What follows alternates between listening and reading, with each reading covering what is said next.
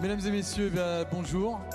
C'est un plaisir de vous retrouver pour cet après-midi pour terminer les FIC Talks du salon du Forum international de la cybersécurité. Pour cet après-midi, deux intervenants de la société Jamf. Et donc, on va parler de la stratégie gagnante de PennyLane.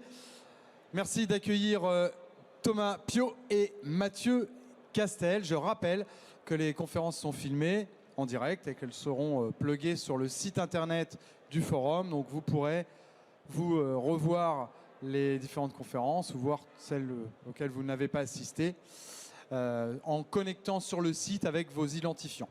Voilà, on salue donc les internautes qui nous verront après. Messieurs, c'est à vous. Merci beaucoup. Bonjour à tous. Je me présente, je m'appelle Mathieu Castel de Jamf. Donc nous, on est une société américaine et on aide les organisations à réussir avec Apple. On existe depuis 20 ans et nos clients gèrent, via nos solutions, plus de 30 millions d'appareils Apple à travers le monde. Et j'ai la chance aujourd'hui d'être accompagné de Thomas de PennyLane, qui est un de nos clients. Tu permets que je te tutoie? Oui, ok, super. Donc déjà, bienvenue au FIC. PennyLane n'a pas forcément grand-chose à voir avec le FIC, mais vous êtes une société donc, qui existe depuis 3 ans, c'est ça? Est-ce que tu peux rapidement présenter l'activité de PennyLane et ton activité à toi, ce que tu fais chez PennyLane? Bonjour à tous. Donc PennyLane, en quelques mots, l'idée est venue, c'était d'aider les TPE, PME à gérer leurs finances. Et une des problématiques, c'était le lien avec les experts comptables. Donc en fait, l'objectif de PennyLane, c'est d'avoir un seul outil pour ces deux univers qui gèrent la finance, mais qui ont, on va dire, un langage différent. Donc c'est une plateforme unique pour les experts comptables, les cabinets et les dirigeants financiers et auto-entreprises aussi. Moi, qu'est-ce que je fais chez PennyLane? Donc, je suis l'IT manager, donc je vais être responsable de tout le parc informatique, que ce soit le matériel ou le logiciel. Et je vais avoir aussi une casquette, évidemment, de sécurité de ce parc. D'accord, bon bah super. Alors, on est au FIC ici, mais on va quand même parler d'Apple. Du coup, la question est de savoir, donc vous êtes une start-up, qu'est-ce qui vous a fait choisir Apple plutôt qu'une autre plateforme? Qu'est-ce qui est venu à l'idée de choisir cette plateforme? Alors tout au début, il faut savoir qu'il y avait de tout. Une start-up au début, ça peut croire assez vite, donc on a eu un peu de tout, du PC, du Chromebook, du Windows. Ouais. Et rapidement, il a fallu unifier. Et qu'est-ce qui nous convenait le mieux? C'est là que les produits Apple sont arrivés. Principaux avantages, ça va être moins de maintenance, donc une équipe IT plus réduite, et des performances, rapport qualité-prix très bonnes grâce aux nouvelles puces Apple Silicon. Donc dans la durabilité des machines, c'est aussi important. Le but, c'est pas de les changer rapidement si nos besoins augmentent. Donc du Mac, principalement. On a une idée à peu près de la taille du parc pour qu'on puisse s'en rendre compte? Là, on est sur 350 Mac. Ah oui, quand même. Une belle croissance. Donc du coup, aujourd'hui, on est là pour parler de la sécurité quand même des appareils Apple. Vous êtes forcément confronté à des menaces en termes de cybersécurité. À quel type de menaces on peut s'attendre quand on est administrateur Apple? À quel type de menaces vous avez été confronté peut-être? Et peut-être, est-ce que vous pouvez donner quelques chiffres sur ces attaques? Donc, on est une solution financière, donc évidemment, ça peut attirer. Donc, l'idée, c'est d'être vigilant. Donc, nous, on investit pas mal sur la formation des employés. On sait que le phishing, c'est une des causes. Après, il va y avoir aussi tout ce qui est malware et ransomware, qui peuvent aussi être une autre cause. Donc, donc, les produits Apple sont déjà sécurisés, mais on voulait aller plus loin dans cette démarche-là.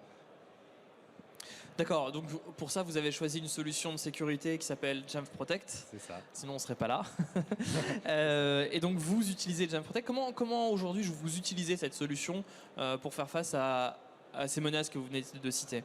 Alors, il va y avoir deux choses dans Jamf Protect qui nous intéressaient, nous. Donc, il va y avoir l'aspect justement détecter les ransomware, les malwares, donc vraiment le côté très protect. Et nous, une autre chose qu'on voulait absolument mettre en place, c'était la compliance CIS 1. Donc, grâce à ça, en fait, on va pouvoir avoir un suivi de tout notre parc voir s'il est bien compliance. Et si il n'y est pas, on a tout de suite des alertes et on peut intervenir sur la machine qui peut potentiellement avoir un risque de sécurité. Donc vous êtes une entreprise de la French Tech, je pense qu'on peut le dire comme ça. Donc vous avez forcément beaucoup de développeurs. Ça représente combien de part de votre population ? On est quasiment à 50% de la population de développeurs. Oui, donc ça apporte quand même des spécificités d'avoir autant de développeurs. En quoi une solution spécialisée comme Jamf, de manière générale, peut répondre à leurs attentes ? Alors la première chose, déjà, il a fallu les convertir. Tous les développeurs ne sont pas forcément fans des Mac. Donc on leur a montré, comme je disais, je ne vais pas revenir dessus, sur la puissance des machines. Après, l'avantage, c'est qu'on peut gérer des profils différents. Si on sait que c'est une machine de développeur, déjà, on va pouvoir lui préinstaller des applications pour lui faire gagner du temps au début. Ça peut être lourd, l'installation d'une machine. Oui, genre Xcode, Visual Studio, qui peuvent être des grosses machines à installer. Ouais. Voilà, c'est ça. Et la mise en place alors ça s'appelle self-service chez Jamf, on va dire d'un App Store, pour ceux qui ne connaissent pas, personnalisé à Penny Lane, en fonction rangé par catégorie et en fonction des types de population. Donc comme ça leur permet d'avoir accès à tous les logiciels très facilement, sans forcément aller les chercher ailleurs.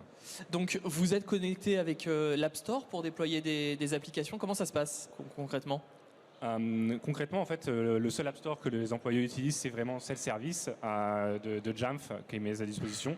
Et alors pour divers moyens techniques, on peut avoir des applications du Mac App Store ou d'autres éditeurs qui ne sont pas sur le Mac App Store. Donc ça nous permet de gérer les licences aussi. Bien sûr. Oui, c'est un enjeu important. Et puis en plus, vous pouvez mettre en conformité votre Mac assez facilement. Le lien avec le CIS Benchmark, on en a parlé également. C'est quelque chose qui est important. C'est primordial pour nous. Et le dernier point qui va être important, c'est aussi de contrôler les applications qui sont installées. Évidemment, toutes les applications peuvent enfreindre des règles de sécurité. Et grâce à Jamf Pro, on peut avoir une visibilité de l'applicatif sur une machine et bloquer éventuellement s'il y a besoin. Alors, on va rentrer un peu dans du concret. Donc, imaginons, je suis un administrateur d'un parc Apple. Je veux prendre exemple sur Penny Lane et choisir ce parc. Aujourd'hui, qu'est-ce que vous lui conseilleriez ? Quels seraient un peu les critères de réussite à considérer si on souhaite sécuriser son parc de Mac ?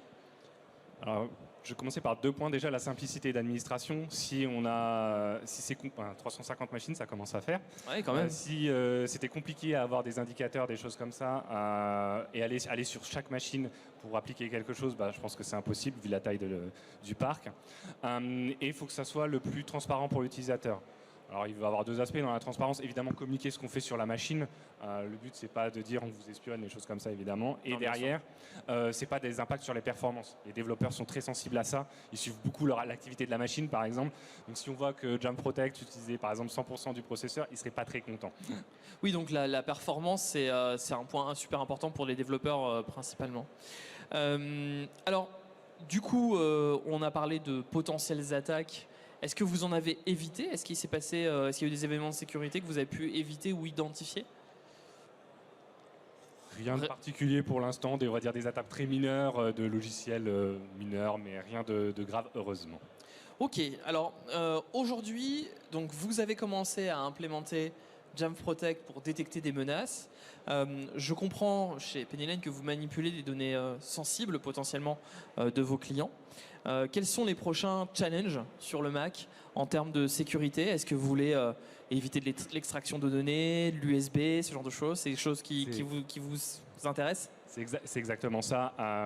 Actuellement, le prochain gros projet qu'on va sortir, c'est interdire l'utilisation des ports USB pour les médias externes pour éviter la fuite de données ou potentiellement même. On travaille beaucoup en remote et des choses comme ça, on autorise pas mal. Ça peut très vite de quelqu'un connecte quelque chose dans les ports USB. Donc l'avantage de Protect, on peut bloquer ça, l'utilisation. Est-ce que vous regardez également tout ce qui est associé à des menaces réseau type phishing, malware ? Évidemment, on sait aujourd'hui que l'ingénierie sociale, le phishing, ça fait partie des menaces les plus courantes qui ciblent les entreprises. C'est aussi un enjeu pour vous ? C'est un enjeu, bon, je l'ai un peu abordé, on forme de plus en plus les équipes dessus pour éviter ce problème-là. Donc le malware, on sait qu'on a Protect. Après, on essaye d'être en amont de Protect. Si on forme les gens pour éviter de cliquer sur un mail suspicieux, on gagne quand même en réactivité s'il y a un souci arrive. Alors, le thème du jour aussi, on parle de Google. Google qui est de plus en plus présent dans les entreprises et notamment les startups. Nous, on a une solution qui permet de s'intégrer avec Google qui s'appelle Jamf Connect. Donc, vous êtes en POC ce que vous me disiez avant avec l'équipe avant le talk. Et pour vous, en fait, quels sont les points intéressants dans l'intégration de Google sur macOS, justement? Alors, Google a un point commun avec Apple, hein, c'est quand même l'utilisation pour nous utilisateurs. Il y a une suite, Gmail, tout le monde connaît, toute la suite Workspace est assez connue. Et justement, vous utilisez quel niveau de Workspace? C'est Business Plus, Enterprise? Qu'est-ce que vous avez choisi? On est sur un niveau Enterprise actuellement. Donc, nous, ce qui nous intéressait, c'était le SSO. Je ne vais pas cacher chez Google. Ils ont quand même une force de frappe importante sur cette technologie-là. L'autre point, c'était après nous l'intégration, le but final avec Jamf Connect, c'est de simplifier la vie des utilisateurs. Une des faiblesses qu'un utilisateur peut avoir, c'est les mots de passe. Moins de mots de passe il aura, mieux ça sera facile, moins de risques potentiels. Et l'intégration de Jamf Connect qui gère Google en Identity Provider est vraiment pour nous super intéressant parce que ça fait un mot de passe de moins à retenir pour l'utilisateur. Et puis il y a le navigateur, Google Chrome aussi, qui est central dans l'expérience quand on choisit Google. C'est exactement l'avantage de Jamf. On peut connecter justement, gérer Google Chrome dans Jamf, ce qui me permet d'installer des extensions obligatoires, d'interdire d'autres aussi. Et même il y a même le principe de store aussi qui est possible, personnaliser d'extensions dans Chrome. Oui, absolument. Alors, on va passer à une phase de questions plus large. Aujourd'hui, finalement, donc on a parlé d'Apple, on a parlé de Jamf, on a parlé de Google. Pourquoi, pour vous, vous considérez que c'est un choix gagnant, ce combo? Apple, machine fiable, interface qui marche bien, Google aussi. Derrière, c'était et ce qu'on voulait nous, c'était vraiment la gestion unifiée, donc Jamf Pro, qui est quand même le leader sur les machines Mac. On voulait une solution efficace qui pouvait monter en charge aussi, parce que on n'a que 3 ans à 350 machines. Donc, c'est ça, 350 machines. Très bien, je pense qu'on a fait le tour du sujet. Est-ce qu'il y a peut-être un point que vous souhaiteriez rajouter sur Penny Lane, un point d'actualité ou peut-être l'ouverture de nouveaux projets sur la sécurité chez Penny Lane? Là, comme ça, non. Non. Bon, très bien. Merci beaucoup, Thomas, IT Manager chez Penny Lane, d'avoir répondu à nos questions lors du FIC. Et puis, si vous souhaitez en savoir plus sur Jamf, n'hésitez pas à nous contacter sur france@jamf.com et on sera ravis de lancer un POC avec vous. Merci et bon salon. Au revoir. Merci.